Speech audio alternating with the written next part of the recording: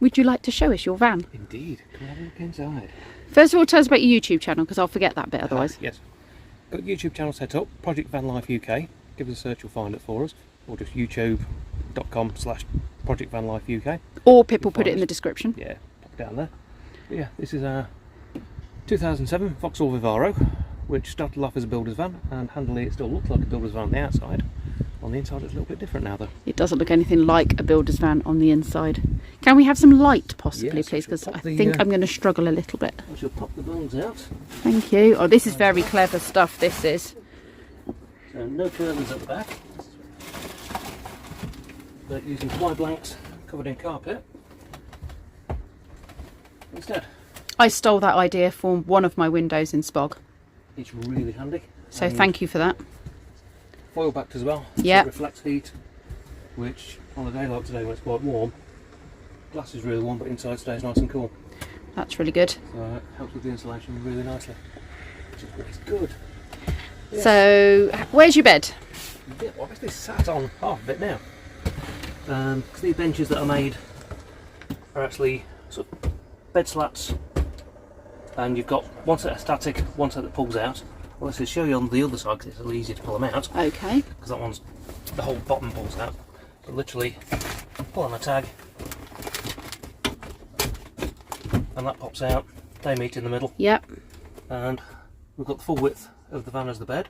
Very nice. Is that a belt that you've used, or did you have that specifically made? That is an old camera strap. Oh. Repurpose and reuse. Yeah, we've got a little bit of webbing for lifting it up, so we know which one's which because they're slightly different looks to them. I managed to get that wedge right, isn't it? Yes, the benches themselves are all custom built. Like I say, we've already got the bed slats from an old bed, but the timber and everything just bought from Wicks, and they hinge up to give you access to all the storage inside. So we've got all the bedding and bits and bobs vacuum packed down, which takes up almost no room at all. Just bits of non-perishables and bits and bobs around. This side's more for general storage, stuff that we don't need access to as easily, so it makes it a little bit easier. Got little hooks so it doesn't slide out. Right, okay. This way, because this entire piece comes out and forms the bed, for the bed. So then you can lift that up, it leaves the legs behind. Yeah, so you want something to make it a bit stronger. Yeah, but it's just general bits and bobs that we don't need all the time. That we tend to drop in that one. And you've had those properly upholstered, haven't you? These were upholstered locally, and it's not fabric, it's vinyl. We were looking at fabric, but when we were speaking to them, we actually saw this material we got, so it looked like fabric, but it's really hard wearing vinyl. It does have that fabric look, doesn't it? Yeah. Is that your table though? That is the table. It's currently in its transit mode, which is locked in, but that comes out and just sits in between the two seats. Do you have a hole there, or did you just go for a... They're actually fold-out legs on the bottom of the table. Right, okay. So literally it folds out, drops into place. And then you don't have this thing to trip over and mess around with. Yeah, I don't like those. So lots of space in the middle. Big thing as well, we'd already got the windows in the back when we bought the van. And the amount of people that ask me, why aren't you putting windows in the side? Okay. It's because the seats are here and we look at those windows. If we put a window there, it's just one less piece of security and an extra piece of glass that isn't insulated. Yep. So we decided, we'll just stick with the stock ones, and I self-tinted those. Kind of did it the wrong way. I carpeted the doors and then tinted it, so you got little sort of flecks of carpet and bits and bobs, but the glass is scratched anyway from being a builder's van, so. But sat here, unless you're sat right against the window, you can't see in anyways, but that's really good. Gives us quite a lot of light. You can see quite well out, can't you? Yeah. Kitchen area looks very open at the minute. We decided not to have a fixed sink and not to have a fixed hob, so it gives us worktop for whatever we want to do. Built all the units up myself. These are just MDF and pine stripping, just stuck together to make it look like sort of kitchen units. Yep. And up at the top, in the drawers, they're not drawers. Oh. Cupboards, because it gives you a lot more room than an actual drawer. Yep. And that's actually our sink. I have one of those at home, they're very good. A collapsible bowl that we can just sit on the Just top. pops up, and when we're done with it, dry it out, pop it straight back in, and we've got the workspace. Yeah. As well. It's handy for popping bits and bobs in. And there's what stops anything from rattling around. Yeah. Like I say, the usual sort of collapsible bits and bobs in there that you use for cooking.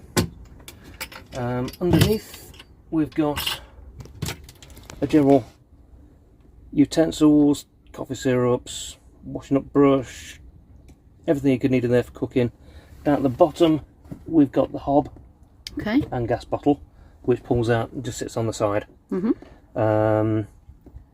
Rather than going for a fixed one, we decided use that, because if we decide to do any cooking outside, you can pop just the table outside and take it with us. It's just a bit more flexibility, and it just gives us a bit more room as well when we need it. This side, the important things: kettle, wastewater. That's a handy little, use it as a little tiny sink for cleaning teeth. Oh, okay. Rather than getting the big sink out. And at the back of there, we've got a couple of 5 litre bottles of the still water that you can buy from Aldi. We've actually got a few bottles and we just keep on refilling them. Yeah.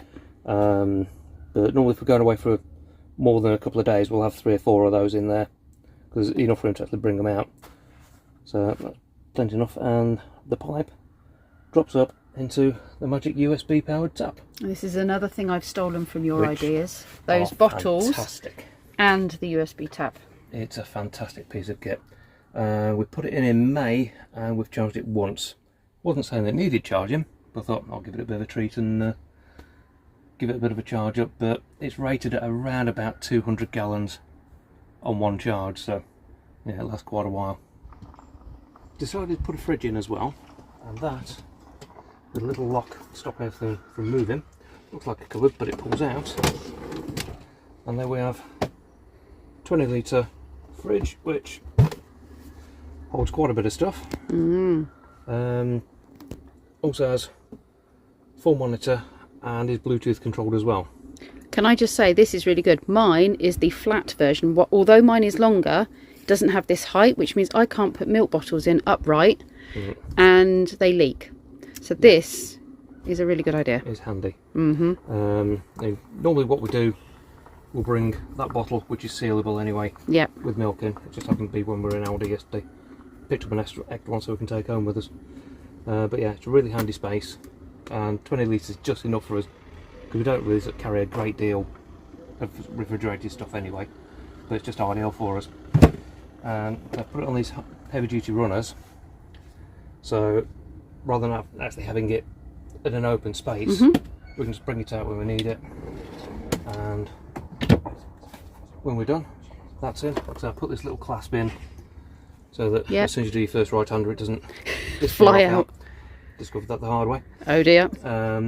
Yeah, so, but again, it's just MDF front, cheap pine, and Wick's cheapest wooden handles with a bit of paint on. It looks really good. So the work surface itself, that was just 3 pieces of wood that was sort of stuck together, sort of braced underneath, and then put on top of the frame, and just hardboard faced it. Yep. So, which is quite handy because it gives us somewhere for the heater controller, the light switch dimmer, and the outlet for the diesel heater as well. And where are all your electrics in there? We've got the control panel there, which has got all the sockets on for all nicely the circuits labelled that we've got. So we've got heater, fridge, sockets and lights. And if I pull that off there, it's all the gubbins. There is a fuse box. That white box is the lighting controller, which I built myself to actually run that. Got a 100 amp breaker for the main circuit. Right the way back there are 2 leisure batteries, side by side, and a split charger. Just there as well. Excellent. And that, although it's a little bit awkward, you can take that fridge out and you've got straight access down into the cupboard. I did notice that if you lifted the fridge out, you had easier access to it all. Easy access to it. If there's anything that needs tweaking or changing, like I said, the fuse board's easy access. And everything sort of cable spec'd to suit the circuits. I went round quite a few different scenarios and worked out the cable sizing that was required, so that didn't actually take Not too much, just ordered big reels of cable and Yeah. so then sort of put those in. Recent addition to the electrics has been solar, which we put in a few weeks back, which I've still got 2 displays there. So that's the controller. It's a very cheap PWM controller, but it seems to be doing the job absolutely perfectly. At the minute we've got some sunshine, not massive sunshine, but it's up at float voltage at 13.2, so it's just maintaining the batteries. That's actually from my radio control stuff, which is the power monitor, which is rated at 130 amps, which I've got in line just to monitor what's going on. So at the minute we've got 25 watts coming in and 2 amps from the solar, just trickle charging the batteries for us. Cool. And you've gone for the netting. I've used these in Spog and they're really good. The only problem we've found with it, the bigger ones sag in the middle. Yeah, and we're looking at some options on that. It might end up sort of another bit of Velcro sewn on or something. maybe, or just staple those along the bottom and put another strip of fabric just to hold everything upright a bit more. But they do work well. So we've got an emergency light just in case we need it. Yep. USB charge thing. And just general odds and sods really that we keep in there. So extra fan and a few bits in the one up there, and basically a little first aid bag and after sun just in case we need it. What's that up in the corner over there? That's carbon monoxide detector. Okay, cool. So because we're actually running gas inside for doing the cooking, be ideal. But we always tend to crack the door, and I do the same. It's quite handy to sort of blow the fumes I out usually have the vent open when I cook. Yeah, so it gives you just that little bit of extra ventilation. It's good to have though. It's always good to have. Yeah.